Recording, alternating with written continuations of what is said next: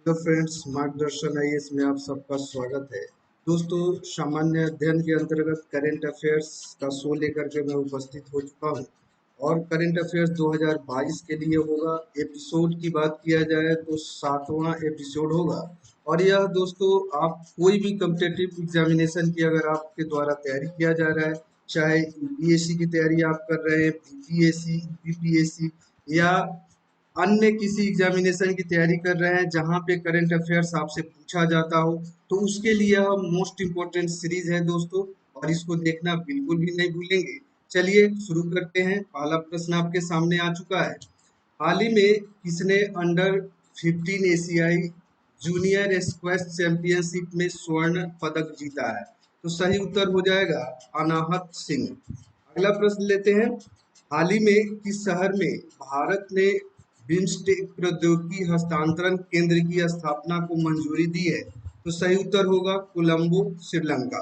अगला प्रश्न लेते हैं। वह खिलाड़ी जो हाल ही में T20 अर्धशतक लगाने वाला सबसे उम्रदराज भारतीय खिलाड़ी बन गया है? तो विकेट कीपर बल्लेबाज दिनेश कार्तिक सही उत्तर हो जाएगा। अगला प्रश्न देखते हैं दोस्तों। हाल ही में किस देश की तेज गेंदबाज कैथरीन ब्रंट ने टेस्ट क्रिकेट से संन्यास की घोषणा की है? दोस्तों, यह पर्सनालिटी में पूछा जाएगा और स्पोर्ट्स दोनों में मोस्ट वीवीआई प्रश्न है, तो इसको जरूर आप देखेंगे। कैथरीन ब्रंट कहाँ की खिलाड़ी है? तो यह इंग्लैंड की खिलाड़ी है। सही उत्तर इंग्लैंड होगा। अगला प्रश्न देखते हैं। World refuge day, world refugee day किस दिन मनाया जाता है?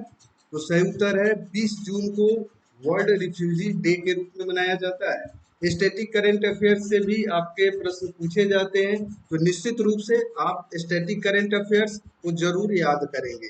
दोस्तों, यह सेशन अगर आपको पसंद आ रहा हो तो मार्गदर्शन आईएएस को फॉलो करना बिल्कुल भी नहीं भूलेंगे और आप सब्सक्राइब जरूर कर देंगे, जिससे आपके पास नोटिफिकेशन मिले।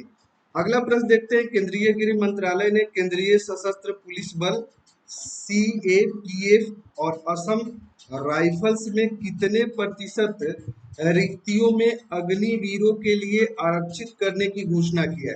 दोस्तों, अग्निवीर स्कीम को लेकर के बहुत सारा आंदोलन हो चुका है और निश्चित रूप से अगर देखा जाए तो जो पैरामिलिट्री में है और उनके पैरामिलिट्री फोर्सेस के अंतर्गत और साथ ही साथ अन्य जो ऑर्गेनाइजेशंस हैं, सभी ने अनाउंस किया है कि अग्निवीरों को प्रायोरिटी दिया जाएगा। उसी तरीके से सीएपीएफ और असम राइफल्स ने 10% रिजर्वेशन की घोषणा की है। 10% बिल्कुल सही उत्तर होगा। अगला प्रश्न देख लेते हैं। वह देश जिसने सबसे बड़ा, सबसे आधुनिक विमान वाहक पोत फुजियान फुजियान लॉन्च किया है? तो यह कारनामा किया गया है चीन के द्वारा। चीन का यह विमान वाहक पोत है जिसका नाम है फुजियान। तो आप याद रखेंगे, मोस्ट वीवीआई प्रश्न है आपके एग्जाम के लिए। अगला प्रश्न है। विश्व सिकल सेल जागरूकता दिवस यानी world sickle cell awareness day किस दिन मनाया जाता है? तो सही उत्तर होगा 19 जून। अगला प्रश्न है। फीफा अंडर 17 महिला विश्व कप का आयोजन किस देश में होगा? तो यह आयोजन मिला है, मेजबानी मिली है भारत को। यह बड़ी उपलब्धि है खेल जगत के लिए, भारतीय खेल जगत के लिए बड़ी उपलब्धि है। फीफा अंडर 17 महिला विश्व कप का आयोजन की मेजबानी मिला है भारत को। अगला प्रश्न देखते हैं। हाल ही में इजराइल और किस देश की सरकार ने क्षमता निर्माण एवं एकीकृत जल संसाधन प्रबंधन में एक संयुक्त घोषणा पे हस्ताक्षर किया है? तो यह हस्ताक्षर हरियाणा गवर्नमेंट के द्वारा किया गया है, इजराइल के द्वारा और हरियाणा दोनों ने मिलकर के एक संयुक्त घोषणा पर हस्ताक्षर करने का कार्य किया है। और इसके द्वारा इंटीग्रेटेड वाटर मैनेजमेंट को डेवलप किया जाएगा और इसमें क्षमता निर्माण में कार्य किया जाएगा। तो याद रखेंगे हरियाणा। अगला प्रश्न है। किस भारतीय प्रौद्योगिकी संस्थान ने सेप्टिक टैंक को साफ करने के लिए एक रोबोट को विकसित किया है? दोस्तों, आए दिन सेप्टिक टैंक को साफ करने में देखा जाए तो जहरीली गैस के कारण कई लोग दम तोड़ देते हैं। इसीलिए आप को एक रोबोट डेवलप किया गया है आईआईटी मद्रास के द्वारा। था, तो याद रखेंगे आईआईटी मद्रास का यह कार्य है। अगला प्रश्न, अंतर्राष्ट्रीय योग दिवस, इंटरनेशनल योगा डे किस दिन मनाया जाता है? सिंपल प्रश्न है, 21 जून को मनाया जाता है इंटरनेशनल योगा डे के रूप में। अगला प्रश्न देखते हैं, हाल ही में किस मंत्री ने निर्माण श्रमिकों के कौशल विकास को बढ़ावा देने हेतु निपुण योजना शुरुआत की है? मोस्ट वीवीआई प्रश्न है आपके अपकमिंग एग्जामिनेशन के दृष्टिकोण से देखा जाए तो उनका नाम है हरदीप सिंह पुरी। हरदीप सिंह पुरी सही जवाब होगा। अगला प्रश्न है, किस राज्य ने भारतीय बधिर क्रिकेट संघ द्वारा आयोजित पहली अंडर 19 T20 राष्ट्रीय क्रिकेट चैंपियनशिप का खिताब जीत लिया है? वह राज्य है आंध्र प्रदेश। आंध्र प्रदेश की टीम ने यह प्रतियोगिता अपने नाम किया है। अगला प्रश्न देखते हैं, वह खिलाड़ी जिसके द्वारा आगामी राष्ट्रमंडल खेलों में 37 सदस्यीय भारतीय टीम एथलेटिक टीम का नेतृत्व करने की जिम्मेवारी दी गई है, तो उनका नाम है टोक्यो ओलंपिक स्वर्ण पदक विजेता नीरज चोपड़ा। तो नीरज चोपड़ा फेमस खिलाड़ी है जेवलिन थ्रो के अंतर्गत, तो आपको जरूर याद रखना है। अगला प्रश्न देखते हैं, रक्षा मंत्रालय व गृह मंत्रालय ने अग्निवीरों के लिए 4 साल की सेवा के बाद कितने प्रतिशत नौकरियों में आरक्षण देने की घोषणा की गई है? तो रक्षा मंत्रालय के अंतर्गत और गृह मंत्रालय अग्निवीरों को 10% रिजर्वेशन का अनाउंसमेंट किया गया है। अगला प्रश्न लेते हैं, वह ऑस्ट्रेलियाई खिलाड़ी जो वनडे इतिहास में 99 रन पर स्टंप आउट होने वाले दूसरे खिलाड़ी बन गए हैं, उनका नाम है डेविड वार्नर। अगला प्रश्न लेते हैं, किस देश में भारत की राजदूत रुचिरा कंबोज को संयुक्त राष्ट्र में देश का स्थायी प्रतिनिधि नियुक्त किया गया है?